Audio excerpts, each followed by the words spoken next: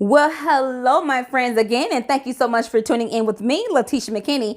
If this is your first time here or someone have shared this video with you, we would love for you to join our community by clicking that subscribe button, turning on your bell ringer, and friend, you should not be missing any of this content. Now, today is our second part that we're doing for our DIY tutorial for our classes. So let's go ahead and finish our video on up.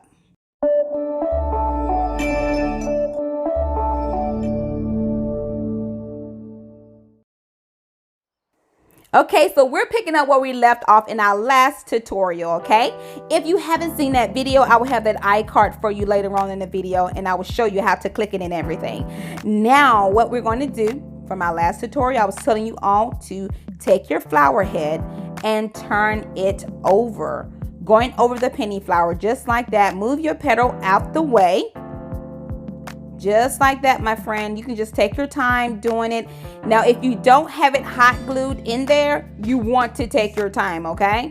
But if you do have hot glue in there, you can just kind of move a little bit faster than what I'm doing. Remember, I don't have any hot glue down. Now, your stem should be coming out this way. You can see me touching that stem right there. I'm taking my penny flower and I'm turning it around in the hydrangea, and I'm turning it in front of that penny flower. So I am going to take the stem and insert it right here, my friends. So that is how you're going to do that step. Now, I do want to say this. If you have never been to our YouTube channel and this is your first time, we are so excited to have you. And let us know down below if you're brand new. We do not do lengthy videos at all. We have classes going on for everyone that's enrolled. So that's why you see the video split up in two parts for everyone that has signed on for our classes. And our regular posting days are on Tuesdays and Fridays. Now, these videos that we're doing for classes are only on Mondays and then posted to the public on Tuesdays. Now, with that stem, what I did was just place it in front of the candle holder and then inserted it inside of the floral foam. That's what I did. So I went across the back side with the two flower heads, then brought around the hydrangea, and then insert the stem inside of the floral foam facing the candle holder. Now, I use this flower in about 2 tutorials, and I will have that in the iCards for you.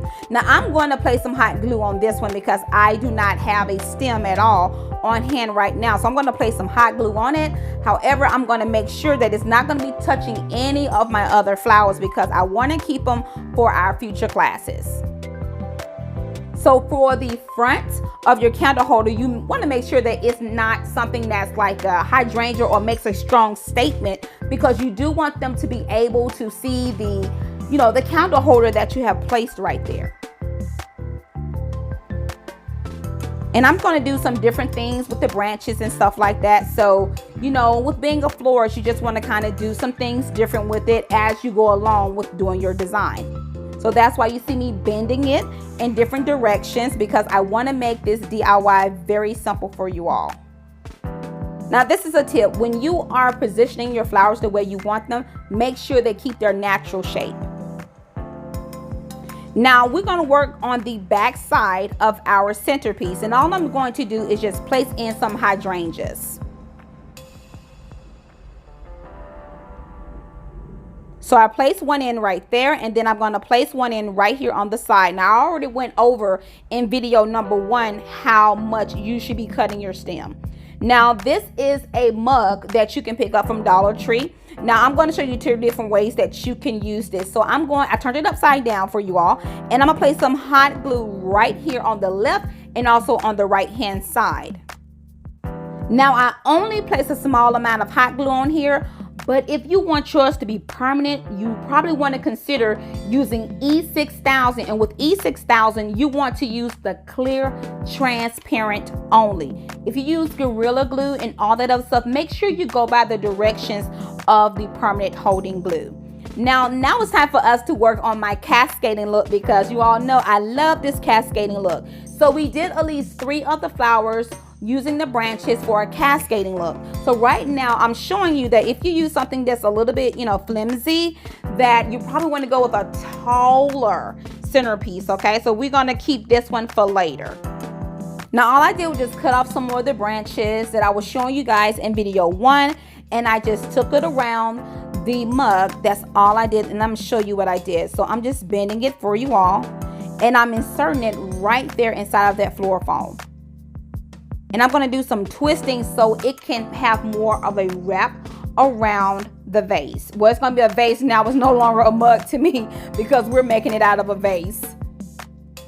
And there we go. That's all I did. So you're just going to shape it the way that you want your design to look. So it's all up to you on what you want to do. And I did use that flower, but I'm going to end up taking it out later in the video. So I did want you all to know that. So we're completely done adding branches to the bottom of our design. So now it's no longer a mug and a candle holder. We have completely made a vase out of this. And hey, the vase costs only $2 from the Dollar Tree. Now, like I told you before, I'm not going to add any more branches. And when you are shaping your floor arrangement, make sure that when you're shaping it that you do keep your flower heads in their original condition. So don't have them like mashed up all together. So I do want to let you all know that. And I'm just going to play around with this a little bit more, and I'm going to show you all how it looks at the very end because we're already done with the top and also with the bottom. Now this is the bottom of our design. This is what it looks like. I did not add any more branches to the bottom. Now this is the side of the vase. You can place it up on something a little bit higher if you want to. That's just what I did for this look.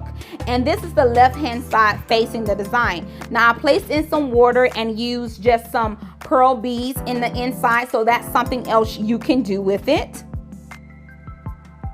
Another thing you can do with it is use a actual taper candle stand. It's just a candle holder. So that's why I was saying you can use some things from the Dollar Tree by using that taper stand, but I did not get mine from the Dollar Tree. So I'm showing you right there on the side, right hand side facing, so you can see the taper stand. So that's why I did not want to add more branches to the bottom.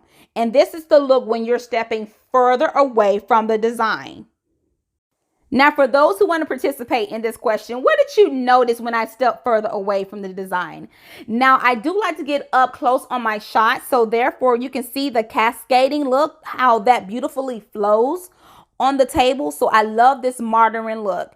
And if you do this for an event, I think that the clear beaded chargers will be the excellent choice for this instead of using white. Now I did place a Dollar Tree candle inside of it, and I really think this makes it stand out. And also you're able to see that it's actually a candle holder on top of these flowers. All right, my friends, I thank you so much for tuning in with me, Latisha McKinney. Lord willing, I will see you all in the next one, and you have a blessed and awesome day. Bye-bye.